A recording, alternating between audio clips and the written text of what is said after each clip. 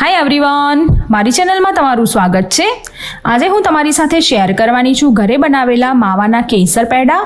આ પેડા ખૂબ જ હેલ્ધી છે અને મેં તેની અંદર કોઈપણ પ્રકારની શુગર એટલે કે ખાંડ યુઝ કરી નથી, તો પણ તમે જોઈ શકો છો કે તે કેટલા સરસ પોચા અને ટેસ્ટી બન્યા છે। તો ચાલો આપણા આ ખાંડ વગરના માવાના પેંડા બનાવવાનું શરૂ કરીએ। સૌપ્રથમ આ રીતે એક મોટા વાસણની અંદર 2 લીટર જેટલું ફૂલ ફેટ મિલ્ક લેવાનું છે। જો તમારી પાસે નોનસ્ટિક પેન હોય તો તમે તે યુઝ કરો, તેના લીધે દૂધ નીચે ચોંટશે નહીં। હવે દૂધને આ રીતે કોન્સ્ટન્ટલી હલાવતા રહેવાનું છે। દૂધને કોન્સ્ટન્ટલી હલાવવું ખૂબ જરૂરી છે, નહીં તો તે નીચે બોટમ પર ચોંટી જશે। હવે તેની અંદર પિંચ જેટલું કેસર એડ કરવાનું છે। તમે આ રીતે પણ કેસર એડ કરી શકો છો, અને જો તમારે આ રીતે એડ ના કરવું હોય તો તમે કેસરને ગરમ દૂધની અંદર થોડી વાર સુધી પલાળી રાખો અને પછી તેને લાસ્ટમાં એડ કરો, તેનાથી પણ તેનો કલર ખૂબ જ સરસ આવે છે। તમે જોઈ શકો છો કે દૂધ બોઇલ થવાનું સ્ટાર્ટ થઈ ગયું છે। અહીં ટોટલ 15 થી 20 મિનિટ જેટલો ટાઈમ લાગ્યો છે મને આટલું રિડ્યુસ કરતાં। તમે જોઈ શકો છો કે મારું દૂધ હાફ જેટલું રિડ્યુસ થઈ ગયું છે। બસ આ રીતે આપણે તેને કોન્સ્ટન્ટલી હલાવતા જઈશું અને આપણો દૂધનો માવો રેડી કરવાનો છે। તમે જોઈ શકો છો કે કેસરનો કલર પણ ખૂબ જ સરસ આવ્યો છે અને કેસરની ફ્લેવર પણ આ પેંડાની અંદર ખૂબ જ સરસ લાગે છે। હવે તેની અંદર 1/4 કપ જેટલો ગોળ એડ કરવાનો છે।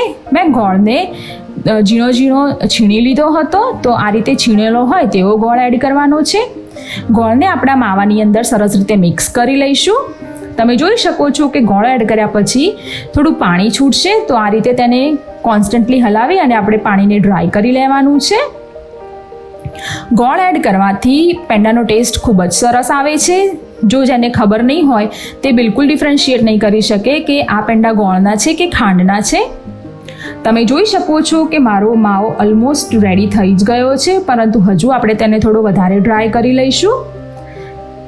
બસ આ પોઈન્ટ પર આપણે તેને કોન્સ્ટન્ટલી હલાવતા જઈશું અને તેને કમ્પ્લીટલી ડ્રાય કરી લેવાનો છે। તમે જોઈ શકો છો કે મારો માવો કમ્પ્લીટલી રેડી થઈ ગયો છે।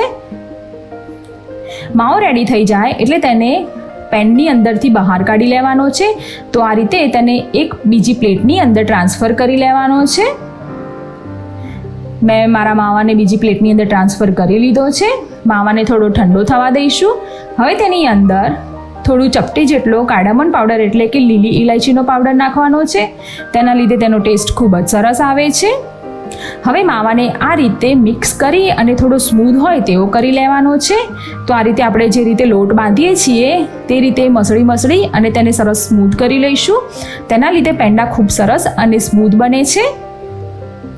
હવે આ રીતે થોડો માવો લઈ અને તમને ગમે તે શેપના તમે પેંડા બનાવી શકો છો। હું આ રીતના પેંડા બનાવવાની છું, અને જે વચ્ચે આપણે ખાડો બનાવ્યો છે તેની અંદર ઝીણા ઝીણા ચોપ કરેલા નટ્સ એડ કરી દઈશું। તમને જે પણ પ્રકારના શેપ પસંદ હોય તે પ્રકારે તમે બનાવી શકો છો। તો તમે જોઈ શકો છો કે આપણા ગોળના પેંડા રેડી થઈ ગયા છે। જો તમને મારા ગોળના પેંડાનો વિડીયો પસંદ આવ્યો હોય તો તેને લાઇક અને કમેન્ટ કરવાનું ભૂલતા નહીં। જો તમે મારી ચેનલ પર નવા હોવ તો તેને સબસ્ક્રાઈબ કરી અને તેની પાસે જે બેલ આઇકન છે તે દબાવી લો, જેથી કરીને મારી હેલ્ધી રેસિપીઝની રેગ્યુલર અપડેટ્સ તમને મળતી રહે। Thanks for watching my video. By.